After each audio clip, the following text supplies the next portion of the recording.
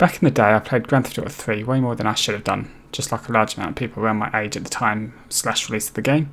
It was, and still is, one of my favourite games of the PlayStation 2 generation. Thus I wanted to see if it was entirely possible to complete GTA 3 with a few game-changing cheats. Specifically, all pedestrians riot, all pedestrians attack, and all pedestrians carry weapons.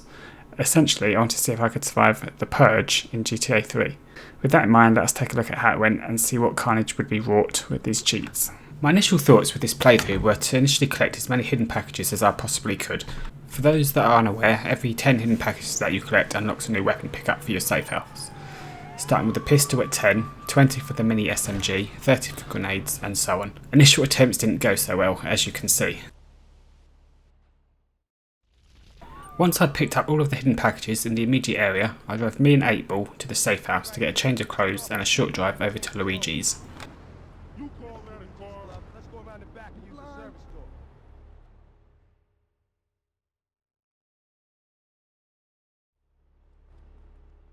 From there we start the first real mission, Luigi's Girls, in which you have to go to the local hospital to pick up Misty.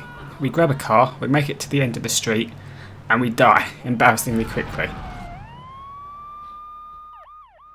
3 deaths later, and we finally make it to the club. Next we kill a pimp and steal his car. We return to Luigi's club and are tasked with killing another pimp that rides around in a Diablo stallion. Within less than 20 seconds, we're instantly gunned down as we're leaving the club. We're on our way back to the club from the hospital and are instantly killed again.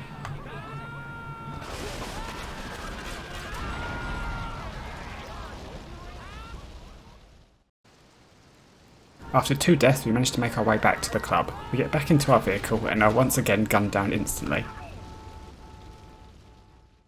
This time I decide that enough is enough and I decide to take the back entrance. Jump across the roofs and into the first vehicle that I see. And success, we finally make it to the ammunition. Luigi said you'd need a piece. Go around the back of the shop. I left you 9 in the yard. They're out of stock, but luckily we were saved a pistol round the back of the shop. Leave the shop, instantly gunned down. Naturally we wake up at the hospital. Unfortunately the rarely locked ambulance is locked, so we've got no choice but to try our luck with the more frequently locked police cars. First one is locked, and the second one is also locked. Fantastic. And we're dead again. Ambulance is locked yet again. First police car is locked again. And dead again. This time we're luckier and the ambulance is unlocked. We make it to the club. The ambulance blows up and we die. At this point I've died roughly 15 times and I haven't even finished the 4th mission yet. Club, taxi, ammunition, 9mm, see target, fly over target, nearly die, panic, splat, done. We start working for Joe Leone. Our first mission is to deal with some fat boy eating at a local bistro. We're tasked with attaching a car bomb to a car, so we steal his car and take it to 8-Ball's. Back out slowly and carefully. Unfortunately some upstanding citizen decided they couldn't let me succeed. Back into Mike's car, we head back to the bomb shop, get fitted and kitted and head back up to the bistro. On the way back, another citizen decides that he's going to have a crack at destroying me. Luckily he just inflicts heavy damage, which does cause the game to freak out a little bit, as the game is torn between let me park and telling me to get a respray.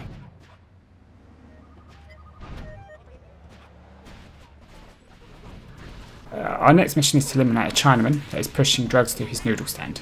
This was actually the easiest mission that I'd attempted thus far. Thanks to one of the aforementioned citizens, I was able to acquire a sniper rifle off of one of them. This allowed me to finish the mission with a single shot. Next, stealing a Secura car, attacking a laundrette, then picking everybody up for a meeting with Salvatore. As you can probably imagine, what with the entire city having an arms race, driving all around the city for a single mission was not a fun experience, and I died. A lot.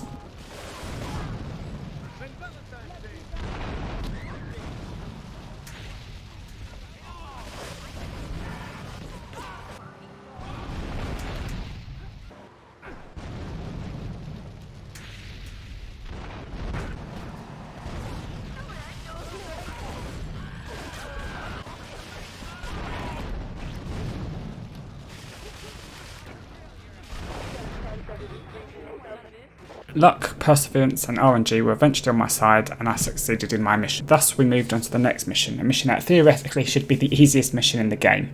A mission where you have to follow a guy from Luigi's club to the dock. Now if you're already aware of where Curly Bob goes, you can wait for him on top of a rooftop. After he's arrived and the cutscene finishes, you're tasked with killing him. Unfortunately, I used up all my luck on the previous mission. I certainly wasn't going to let a guy called Curly Bob make a fool out of me again. This time I waited as usual and then I dove for my car, making sure to splatter him before he had a chance to react. From there it was just a case of finishing the final 2 missions on the first island, blowing up a Colombian drug boat and then escaping from Portland to Staunton Island. This concludes part 1 of the challenge. If you stick around to the end, you'll see the stats of this challenge run. We finally made it to Staunton Island and we're given our first mission here by Azuka, leader of the local Yakuza. We're tasked with heading back to Portland to prove that we have no loyalty to the Mafia by killing Don Salvatore. I take a boat from the docks, I travel across back to Portland and wait on a rooftop just opposite Luigi's club. Salvatore's men eventually leave the club and instantly begin shooting at one another. I rush to the edge of the roof to take up my position. Unfortunately, like an idiot, I forget that it's not possible to jump with the rocket launcher in GTA3 until the last second. The mafioso decides to take advantage of my blunder by sneaking up behind me and blasting me off the roof with his shotgun. Take 2. This time I manage to get back onto the roof and this time I remember the rocket launcher stops you from jumping. I try to get into position before Salvatore leaves Luigi's club. Unfortunately I'm spotted before I get the chance to get into position. I panic but line up the shot and I'm blasted off the roof again by another mafioso. Luckily I just about survive and I'm able to take the shot to kill Salvatore. I head back to Staunton Island and to Azuka to pick up a new mission from her. This time we have to deal with a pesky reporter that is reporting on the Yakuza. I figured that this would have been the easiest mission of the game, as I could just snipe him from the docks. No such luck unfortunately. Shooting people out of vehicles isn't a mechanic in this game, thus he panics and drives away. Luckily I don't have to travel far to restart the mission. This time I've managed to acquire an RPG from a local citizen. As soon as I can't snipe him out with a sniper, I figured the next obvious step is to blow him up from a distance. Once again, no such luck, as the rocket somehow does minimal damage. He panics, rightfully so, and I fail the mission again. 3rd time's the charm and I do the mission properly. Next up was Payday for Ray. This became the most frustrating part of the challenge. As a child, this mission was incredibly difficult for me to beat and plan to it again, with all the pedestrians gunning for me made it even harder. This mission nearly made me give up on the run, as I thought it was going to be impossible to get every payphone quick enough without being gunned down. There was over an hour's worth of footage in the attempts to finish this mission. After quitting the game to take a rest and come back to it, I managed to get it done. We unlock a new mission giver, and we have to take out McCaffrey. Throw a grenade into the window. He'll escape, or try to, and it's just a matter of taking him out. Unfortunately, my barricade didn't work, and the target managed to escape down the road. I hop into the nearest vehicle and chase him down. Luckily, he's made the mistake of driving incredibly close to the sea. I move in for the kill, and then manage to whiff hitting the car into the drink. I decide to come back with something with a little more mass to help barricade the garage entrance. An ambulance. This time after 3 throws, I'm able to get the grenade into the window, and then a grenade onto the barricade. Mission passed. Next we're tasked with helping defend Phil Cassidy from Colombian gang members attempting to steal his weapons. Now I managed to destroy the first vehicle rather quickly, which led to a strange bug that caused one vehicle to stop and the second vehicle to be stuck inside the first vehicle. After destroying the first vehicle, the second vehicle popped out of the wreck. Finished off the Colombian gangsters was easy enough to deal with. A few missions later, and we have to evacuate Ray from Liberty City and have to get him to the airport at Shoreside Vale, so he can make his escape from the CIA. This one was relatively easy, it just requires you to go through the underground tunnel. We get him there with 14 seconds to spare. No idea how he's going to get from the front of the building, past check-in and airport security to get to his plane before it takes off in 14 seconds, but there you go. That's part 1 of this mission. Part 2 requires that you head all the way back to Staunton Island to go to Ray's lockup to receive your award and to complete the mission. I decided to take the subway back to Staunton Island so I didn't have to deal with the CIA or the traffic. Unfortunately, as I was turning a corner, I crashed into the train that was also speeding around the corner, nearly disconnecting the train from the track. After losing my car, I decided to wait for the train to get back to Staunton Island. Eventually, after making our way back to Ray's lockup where we get our award, some money, a flamethrower and a bulletproof Patriot. Something I had been looking forward to since the start of this run, which will really help with some of the later missions. I want to bring it straight to the safe house and save the game so I don't lose it. Oh. After a painful hour of destroying coffee stalls, selling drugs, we're finally on the last mission. We head to Catalina's mansion with $500,000 and immediately during the cutscene all Colombian gang members begin shooting at one another, which makes my escape incredibly easy. I follow the helicopter until we get to the dam. I destroy the barricade of cruisers, blast my way past the second barricade.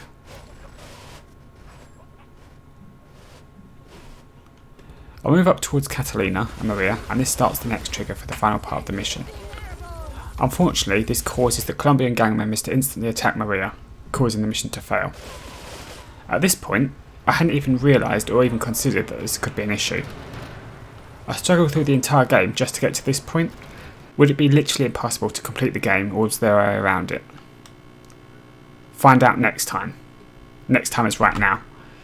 I went through the same process. This time, I thought maybe if I get a fast car, then I could get to Maria before the Colombian gang member had a chance to kill her.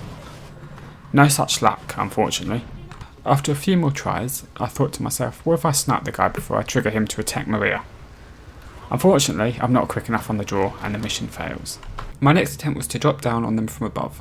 Luckily, GTA has the silliest fall damage in the series, excluding Vice City. I think, what if I can jump over the fencing on top of the dam? Unfortunately, one of the locals decides that he doesn't want me to risk my life jumping from the top of the dam and is determined to stop me in any way possible. I try a few more times to jump the fence using an ambulance and a Yankee. Unfortunately, there's an invisible wall that is larger than the fence, so that's that. I've tried doing the mission properly, I've tried speeding to the end of the mission, I've tried doing the mission from a distance with a sniper. What could I possibly have left to try? Why don't you have a guess in the comments as to what I tried next? If you guessed flying the dodo, you were correct. Unfortunately, I don't have any idea how to fly the dodo. But, after a literal 3 hours of trying to fly the dodo... No, it can't be true. I could fly if I wanted to. Like a bird in the sky. I believe I could fly. Why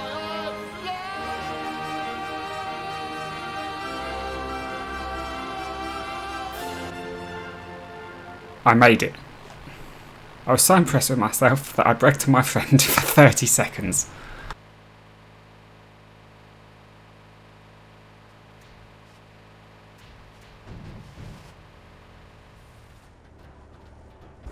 Unfortunately, I managed, it turns out, that I flew over the trigger that spawns the enemies, Catalina and Maria, thus having just the helicopter that has no collision detection whatsoever.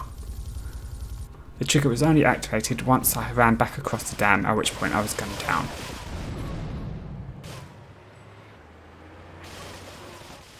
I had one last idea. It was all or nothing. At this point I had no idea how I was going to do this. It had been over 3 hours on this one mission, simply because the cartel would gun down Maria as soon as she spawned. I decided to pop my dodo directly outside of Catalina's mansion. From there I started the mission, jumped into my dodo and drove it to the top of the dam. Something I had noticed from my previous run on top of the dam is that being on top of the dam actually caused the enemies below to spawn. Thus I was able to kill the enemies below once I flew my dodo onto the roof next to the helicopter, thus triggering the final part of the mission. I killed the final cartel members, destroyed Catalina's helicopter and rescued Maria. It was finally done, thus answering the question, is it possible to survive the Purge in GTA 3? I will say this was one hell of a challenge for myself, and at some point I was very close to giving up. With that out of the way, thank you for making it this far, unless you kind of just skipped to the end to see the stats. Then thanks for clicking on the video at least. Residents in Cedar Grove have been coming to terms with the emotional aftermath of a full-blown war that hit the area yesterday. Local resident Clive Denver described to police a single gunman that he saw fleeing the scene with a dark-haired woman. Oh, we're gonna have such fun, cause you know, I love you. I really do, cause you're such a big, strong man, and that's just what I need. Anyway, what was I saying? I forget, but you know what it's like, don't you? The sound of explosions shook nearby homes as people ran for cover. Several citizens were injured in the panic as gunfire was exchanged between ground forces and a helicopter circling the dam. Yeah, we got a good view from down here in the gardens. When the copter finally got taken out, better than the fireworks on the 4th of July. With the death toll already over 20, police are still finding bodies. There have been no official denials concerning rumors that the dead were members of the Colombian cartel, and still no leads as to the cause of the massacre.